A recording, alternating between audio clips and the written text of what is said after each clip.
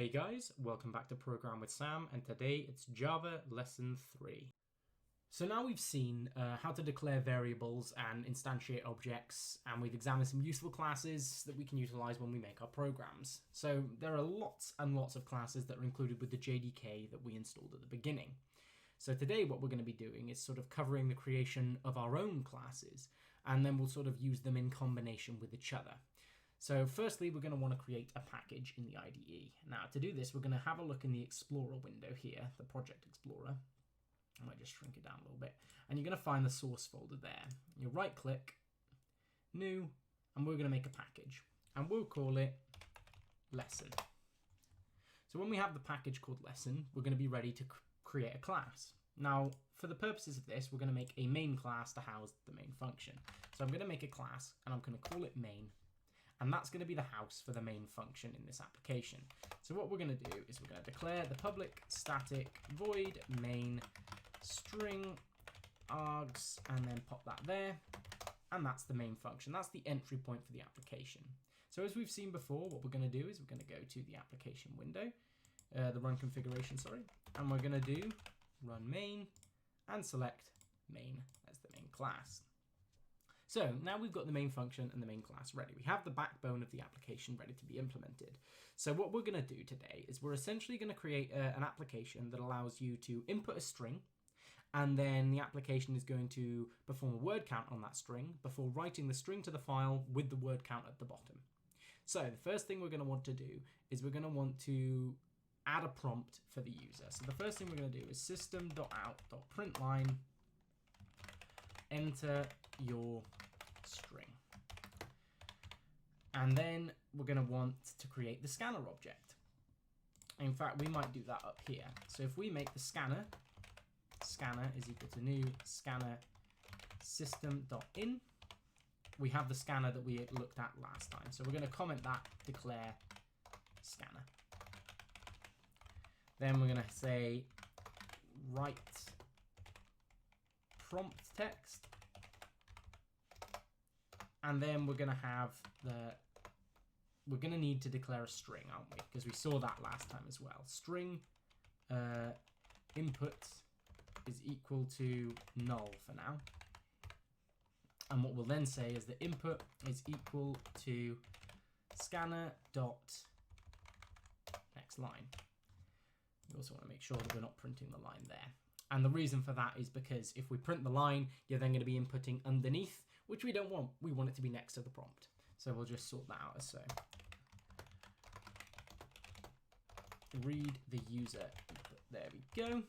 So once we have that, what we're going to need to do next is a couple of things. We're going to need to perform the word count.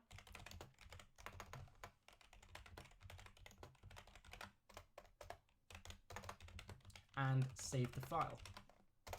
And then we'll say system.out, not clear property, system.out.println process complete, just to say that it's done. So we now know that we need to perform a word count and to save to a file. So the next thing we're going to do is we're going to create a class that allows us to actually count the words. So in lesson, if we go new Java class and we call it word count, we have the class. What we're going to want to do is declare a constructor. Now, constructors are how you instantiate objects. So when you do, for instance, in main, we have the new scanner, and then we pass it the argument. That is the constructor being called to create the object. So we're going to want to do something similar. We're going to create a word count constructor, which is just like that.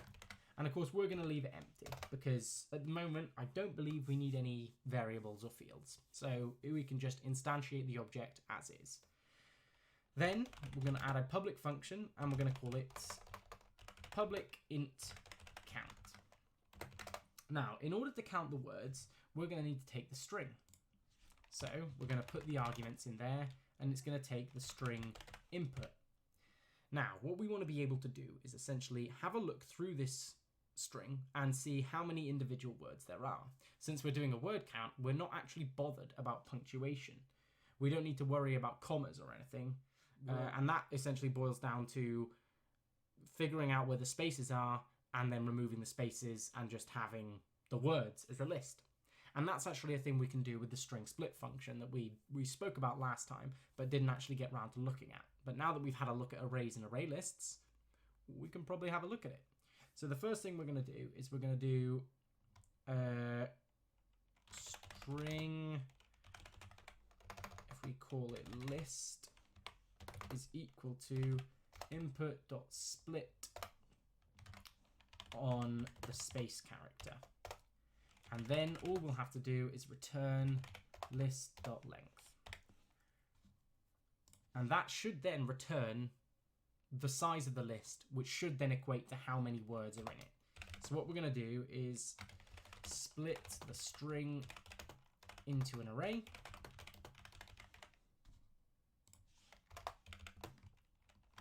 Return the number of words. Now, this bit here, the regex bit, has a space. So what that's essentially doing is it's going to read the characters up until it hits a space, and then it's going to take those characters and put them in the array. And then it's going to read more characters until it hits the next space, and then put it in an array. And it's going to do this and do that until it's got no more characters that it can look through. And at that point, we know we've examined the entire string, and all of the individual words within that string are now put into individual elements of the array. We can then just use the length attribute of a list to actually get the number of words that are in the array. So that's the basic premise of how we're going to do that. But we then need to instantiate it here. So if we instantiate the object at the start, if we do it up here and we say word count counter is equal to new word count, that's instantiated the object.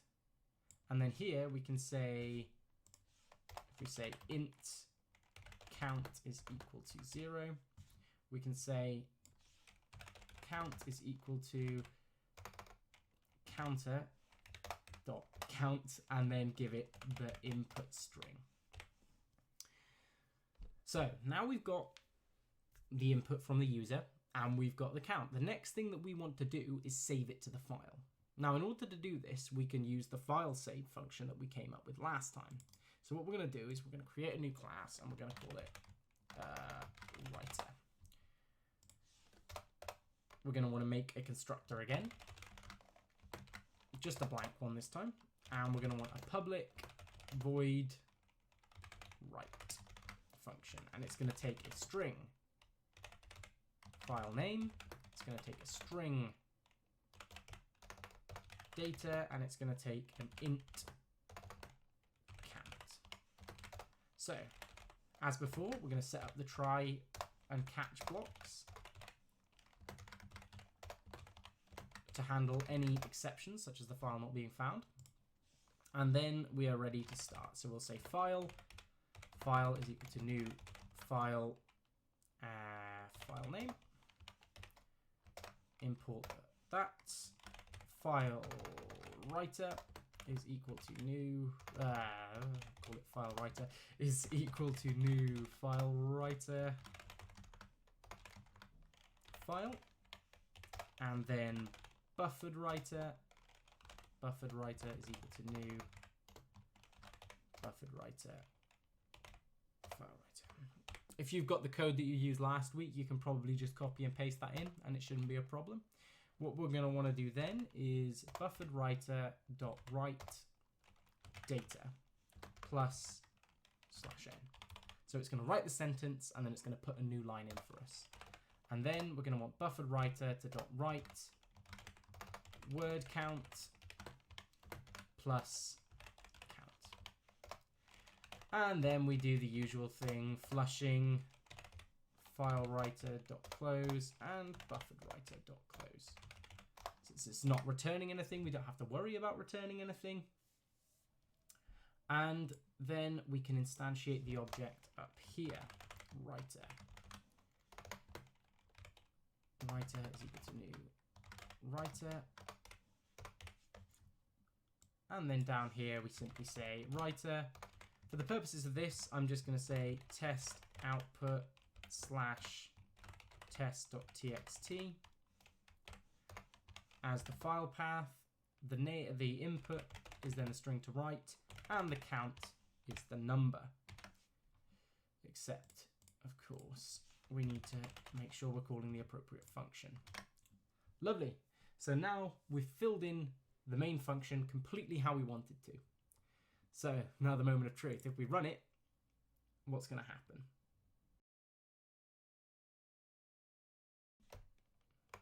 We'll just try this. Try running it again, but without the directory. Hello, my name is Sam. Process complete. There we go, test.txt. Hello, my name is Sam, and the word count is 5. So there you have an example of how we've created our own classes, counter and writer, and we've actually incorporated them into another class. It's important to note that when you're accessing things, it's like dependent on the access modifiers. Like we've seen this before. Like for instance, if we were to change this to private, you'd then have a problem in main because it no longer knows where this function is. It's completely hidden. Now, you have the benefit there of potentially making a more secure application, but the downside then is obviously that it's going to be more of an effort for you to write your code. It's not so much of an issue for the functions because realistically you'll only be accessing public functions anyway. It's more of an issue for when you want to access variables in a class. And to get around this with private variables, you'll have things called getters or setters, which I believe we've discussed before. And there'll be examples of them in the actual blog post. So if you want to see that, go check it out. So the next thing we want to cover today is to just go over the Java garbage collection. It's just going to be a very brief sort of summary of how it works. Essentially, when you're making your applications, you're going to be doing things like this a lot. You're going to be declaring objects, you're going to be declaring variables. All of these things will take up space in the memory. Now, in languages such as C++, they will stay in the memory until you manually tell them to dereference and get gone. And it's fine, I guess, if you have a lot of memory allocated to it. Now, in Java, garbage collection occurs, which essentially means that they're getting rid of objects and variables that are not necessarily being used frequently or currently or in the near future. How it works is essentially 2 steps. There's essentially sort of like a find unreferenced objects step and then mark them for deletion, and then the actual deletion step, which is where it removes them. I believe it uses some sort of generation hierarchy to determine how old an object is, and then depending on sort of like how old it is, it then marks it for deletion as well. But there's plenty of resources online if you want to do your own research into this. The important thing you need to know as a new programmer is that you're not having to do any memory management yourself. And if you go into other languages like C++, you will have to do it. So it's an important thing to bear in mind. It makes Java great for new learners and for people who are picking up programming for the first time, but it will then give you sort of like this false sense of security, so to speak, when you go into other languages. So it's just something worth bearing in mind. That's it for this time. Next time we're going to be looking at creating abstract classes and then inheriting from abstract classes. We'll be examining inheritance and abstraction, what they mean and how they work. And then we'll be looking at a couple of use cases for abstract classes and abstraction in your applications.